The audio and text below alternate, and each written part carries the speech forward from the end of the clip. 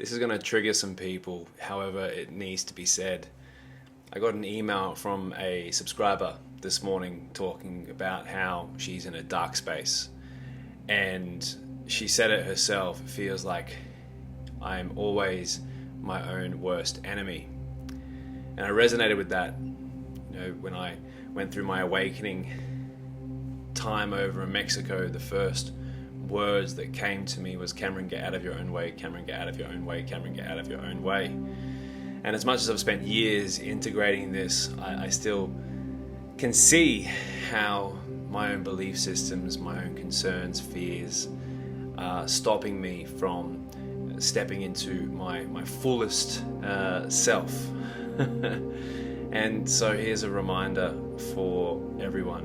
And a lot of the time we can use our own defensive mechanisms to protect us from ourselves.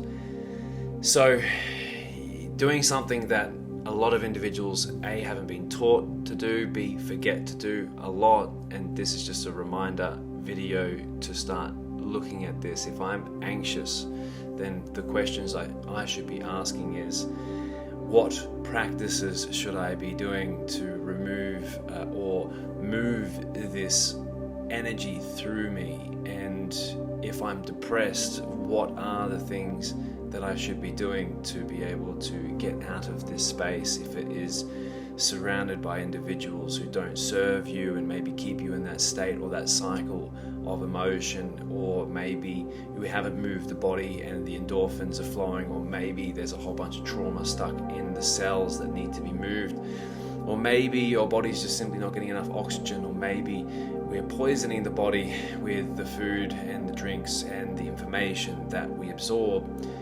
If you're going through this, which a lot of individuals seem to be going through many different journeys right now, if you are moving through these, I invite you to ask a big question, which is, what can I start doing differently to be able to change the effect?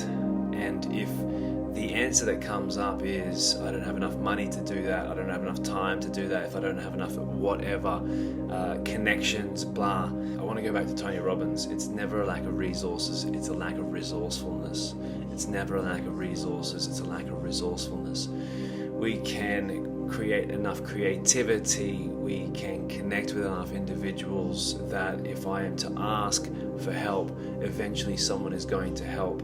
If I am stuck at rejection, then the biggest challenge I'm going to have is overcoming the fear of rejection. And so what's the one thing that I should do to be able to overcome that is to build a thicker skin and to ask 1,000 times and get 1,000 no's, because the next no, you're closer to the first yes.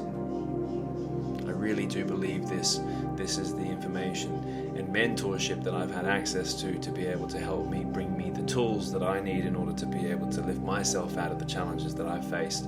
And so I just want to inspire you to act, inspire you to move, inspire you to believe that you actually can do this and that this too shall pass. If you like this kind of information, please subscribe, please share.